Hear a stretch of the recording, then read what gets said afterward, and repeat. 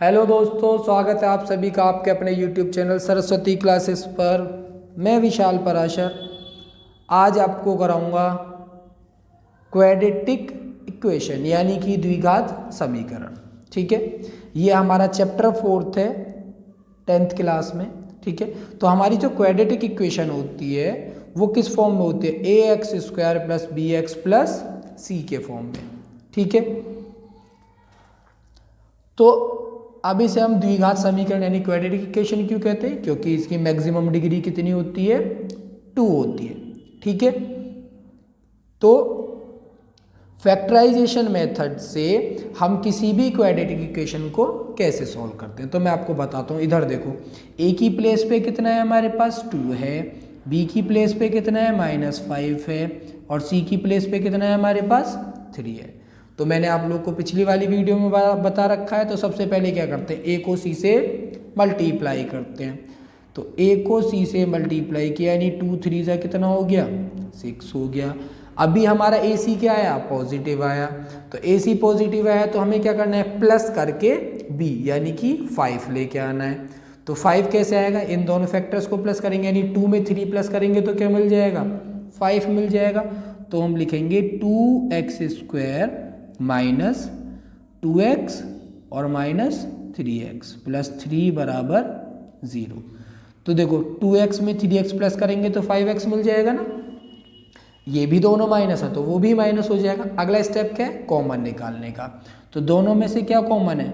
2x common आ गया तो इधर क्या बच गया? x - 1 बच गया। सेम टाइप से दोनों से 3 कॉमन निकालेंगे तो ये भी क्या बच जाएगा? x - 1 बराबर 0। तो ये हो गया हमारा x - 1 और ये हो गया हमारा 2x - 3 बराबर 0। अब मेरे को क्या कैलकुलेट करने होते हैं? क्वाड्रेटिक में कैलकुलेट करने होते हैं रूट्स यानी कि जिन्हें हम हिंदी में कहते हैं मूल, यानी कि मूल ज्ञात करने हैं। तो x - 1 = 0। तो x की वैल्यू कितनी हो गई? इधर से 1 हो गई। सेम टाइप से 2x - 3 को बराबर रखेंगे 0 के। इफ लिख देते हैं पहले। ठीक है, इधर भी इफ लिख देते हैं। तो 2x कितना हो जाएगा? 3 हो जाएगा। तो x की वैल्यू कितनी हो जाएगी? 3/2 यानी x की एक वैल्यू हो गई हमारी +1 और दूसरी वैल्यू क्या हो गई हमारी? 3/2। ध्यान रखना, जितनी डिग्री होगी उतने रूट्स होंगे। इसकी डिग्री 2, ये द्विघात समीकरण है। इसकी डिग्री 2 तो इसके रूट्स कितने आ गए? 2 आ गए। किसी की डिग्री 3 होगी तो उसके रूट्स कितने आएंगे? 3 आएंगे। किसी की डिग्री 4 होगी तो उसके रूट्स कितने आएंगे? 4 होंगे। अगर कोई लीनियर इक्वेशन है यानी जिसकी डिग्री कितनी है? 1, तो उसके पास रूट कितना होगा? 1 होगा। अब एक क्वेश्चन ले लेते हैं थोड़े से हाई लेवल का। ठीक है, वैसे तो इजी है, इतना टफ नहीं है। ठीक है, तो यहाँ पे देखो ए की प्लेस पे कौन है? √2 है। बी की प्लेस पे कौन है? 7 है। और सी की प्लेस पे कौन है? 5√2 है। वही अपना वाला प्रोसेसर, ए को मल्टीप्लाई करो सी को यानी √2 को मल्टीप्लाई किया 5√2 से। √2 को मल्टीप्लाई किया तो 2 × 5 यानी कि 10। अब 10 यानी क्या? मल्टीप्लाई करके चाहिए हमें 10 और प्लस करके क्या चाहिए हमें? 7 चाहिए। तो सिंपल सा वही करेंगे हम। √2x² + 2x + 5x, 2 और 5 कितना हो जाएगा? 7x हो जाएगा और प्लस 5√2 बराबर 0। नेक्स्ट स्टेप क्या है? कॉमन लेना। अब देखो भाई ये √2 है और ये 2 है, यही वाले क्वेश्चन में आप यहाँ पे दिक्कत आएगी। तो हम क्या करेंगे? √2x² ऐसे लिखेंगे और इसको हम ब्रेक कर लेते हैं। ठीक है, तो इसको हम लिखेंगे √2 × √2, क्योंकि मल्टीप्लाई करते हैं तो रूट खत्म हो जाता है। तो वैसे ही 2 को भी हम ब्रेक करेंगे √2 × √2 में x + 5x + 5√2 बराबर 0। अब लेते हैं कॉमन। तो देखो √2 दोनों में कॉमन है, कॉमन आ गया। उसके अलावा x² है, x है, इधर x कॉमन आ गया। तो यहाँ पे कौन बचा? सिर्फ x बच गया। और यहाँ पे कौन बच गया? √2 बच गया। इन दोनों में क्या कॉमन मिला? 5 कॉमन मिला तो इधर x और इधर √2 बराबर 0। दोनों में क्या कॉमन है? x + √2 दोनों में कॉमन है। ठीक, इधर कौन है? √2x और +5 बराबर 0 आ गया। अब मेरे को क्या करना है? रूट्स कैलकुलेट करने। तो मैं क्या लिखूंगा? इफ x प्लस √2 बराबर होगा हमारे 0 के। तो x की वैल्यू कितनी हो जाएगी हमारी -√2 हो जाएगी। ठीक है, अगर √2x प्लस 5 होगा हमारा 0 के बराबर, तो x की वैल्यू कितनी हो जाएगी -5 अपॉन में √2। प्लस का 5 दूसरी साइड जाके माइनस, और इधर ये √2 है, मल्टीप्लाई में तो दूसरी साइड चला जाएगा ये डिनोमिनेटर में। क्वाड्रेटिक इक्वेशन को सॉल्व करने के लिए अगला टाइप आता है हमारे पास कंप्लीटिंग द स्क्वायर, यानी पूर्ण वर्ग बनाकर हल करो।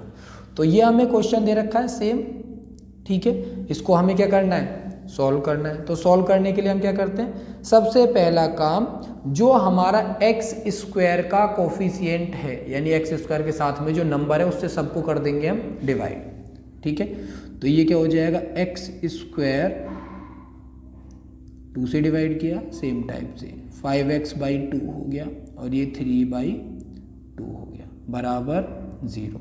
तो 2 से 2 कैंसिल हो जाएगा, तो एक्स स्क्वायर माइनस 5x/2 और प्लस 3/2 बराबर 0।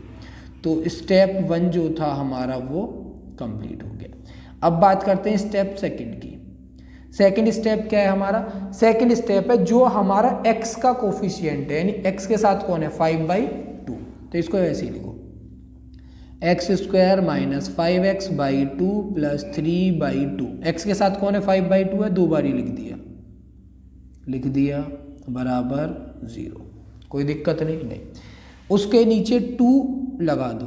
अब बेटा देखो यहाँ तो पहले से 2 था, उससे हमें कोई फर्क नहीं पड़ता, उसके नीचे हो ना हो हमें तो 2 लगाना है, हमने 2 लगा दिया, हो गया काम। उसके बाद इसका कर दिया स्क्वायर, कर दिया, एक को प्लस कर दिया और एक को कर दिया माइनस। स्टेप सेकंड कंप्लीट हो गया। अब बात करते हैं स्टेप थर्ड की। कौन से स्टेप की, थर्ड की। एक्स स्क्वायर वाला, एक्स वाला और ये प्लस वाला, इन तीनों का करेंगे यूज और बनाएंगे कंप्लीट स्क्वायर। ठीक, तो कंप्लीट स्क्वायर बनाने के लिए हो गया एक्स, यहाँ पे अगर माइनस है तो माइनस और प्लस है तो प्लस, यहाँ पे माइनस था तो माइनस, ये कितना हो गया 5/4, इसका होल स्क्वायर। समझ आ गया, एक्स स्क्वायर वाला, एक्स वाला और प्लस वाला हो गया। बचा कौन, बचा हमारे पास 3/2 और ये माइनस 25/4 4 16 इज इक्वल्स टू 0। ठीक है, अब कंप्लीटिंग द स्क्वायर क्या है, वो है हमारा a minus B whole square, यानी कि a square plus b square और माइनस 2ab। तो ये तो होता है हमारा a स्क्वायर, ये होता है हमारा b स्क्वायर और ये क्या होता है हमारा 2ab होता है। अब इन दोनों को सॉल्व करेंगे हम। तो पहले हम जब इसको सॉल्व करेंगे तो सॉल्व करने के बाद आएगा हमारा यहाँ पे देखो एलसीएम निकालो, प्लस माइनस है तो एलसीएम आ गया यहाँ से हमारा 16। तो 2 8 = 16 और 8 3 = 24 माइनस 5 इज इक्वल्स टू 0। तो ये हो गया हमारा x माइनस 5/4 का स्क्वायर और माइनस 1/4 का स्क्वायर, क्योंकि देखो इससे इसको माइनस किया तो 1 आ गया, नीचे 16 है तो 1 का स्क्वायर हो गया, 4 का स्क्वायर हो गया बराबर 0। अब यहाँ पे अगला फॉर्मूला हम अप्लाई करेंगे, a square minus B square is equals to एक बारी प्लस और एक बारी माइनस। ये वाला पोर्शन मेरा a स्क्वायर हो गया और ये वाला पोर्शन मेरा b स्क्वायर हो गया। ठीक है, तो एक बारी प्लस करेंगे x माइनस 5/4 प्लस 1/4, एक बारी माइनस x माइनस 5/4 और माइनस 1/4। सॉल्व करेंगे इसको, जब सॉल्व करेंगे तो x माइनस ये क्या हो जाएगा हमारा 4/4, देखो 5 और प्लस 1, ये माइनस 5 ये प्लस 1 कितना हो जाएगा 4/4, ये क्या हो जाएगा माइनस 6/4, दोनों माइनस के आपस में प्लस हो जाएंगे।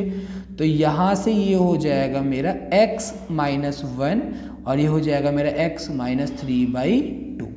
ठीक है, बराबर 0। ये तो मैं भूल ही गया था, तीनों में बराबर 0। अगर f मेरा x माइनस 1 0 के बराबर होगा तो x की वैल्यू क्या हो जाएगी 1 हो जाएगी। अगर मेरा x माइनस 3/2 0 के बराबर होगा तो यहाँ से x की वैल्यू कितनी हो जाएगी 3/2 हो जाएगी। तो एक बारी 1 और एक बारी 3/2, सेम आंसर आ रहा है। तो चाहे ये वाले मेथड से करो चाहे वो वाले मेथड से करो, आंसर पे कोई भी डिफरेंट नहीं पड़ेगा।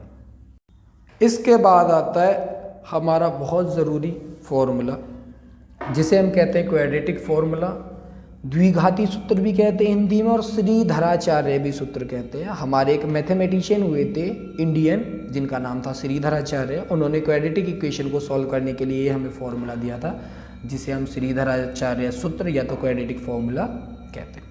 ठीक है, अब वो फॉर्मूला क्या होता है, x is equals to minus b plus minus root में b square minus 4ac upon 2a।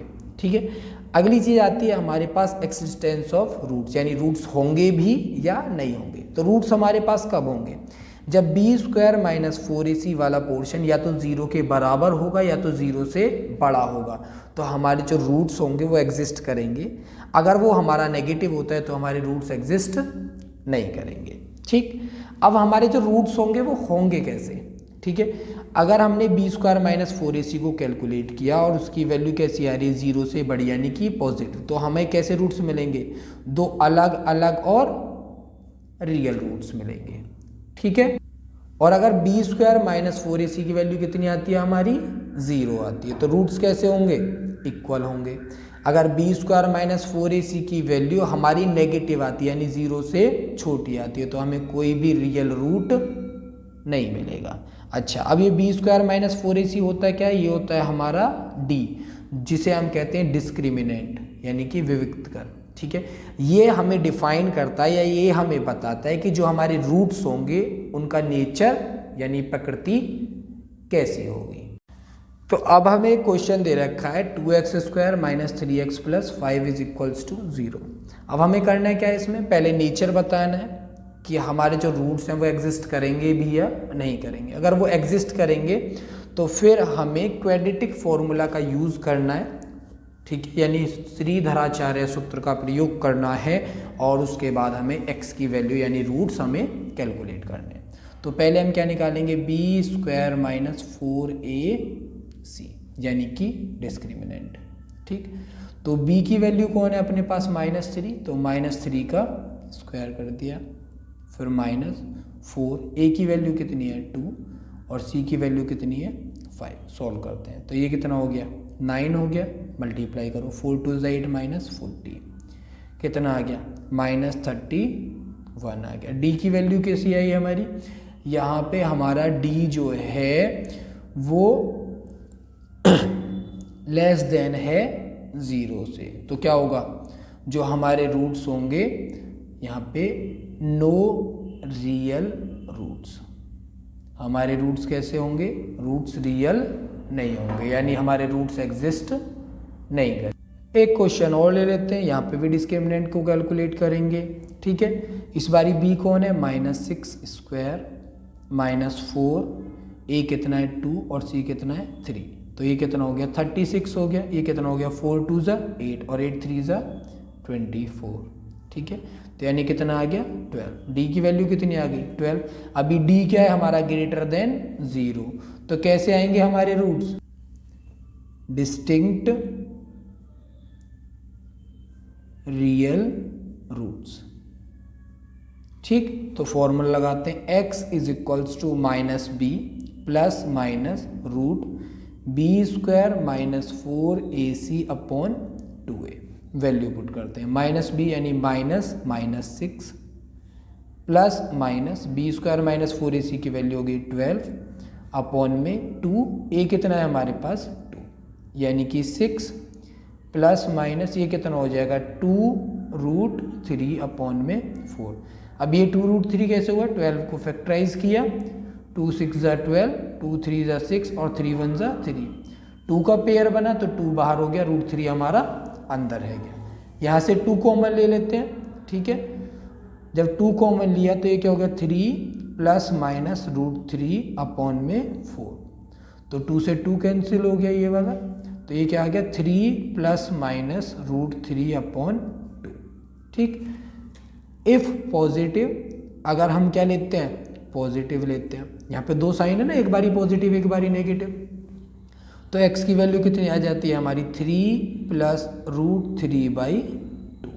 ठीक, अगर हम लेते हैं नेगेटिव, ठीक है, तो x की वैल्यू कितनी आ जाती है हमारी 3 माइनस रूट 3/2। ठीक, तो एक आंसर हमारा हो गया ये और एक आंसर हो गया हमारा ये। तो इस टाइप से फोर्थ चैप्टर में यानी क्वाड्रेटिक इक्वेशन में जो भी हमारे इम्पोर्टेंट टर्म्स थे वो सारे हमारे इस वाली वीडियो में कवर हो गए। ठीक है।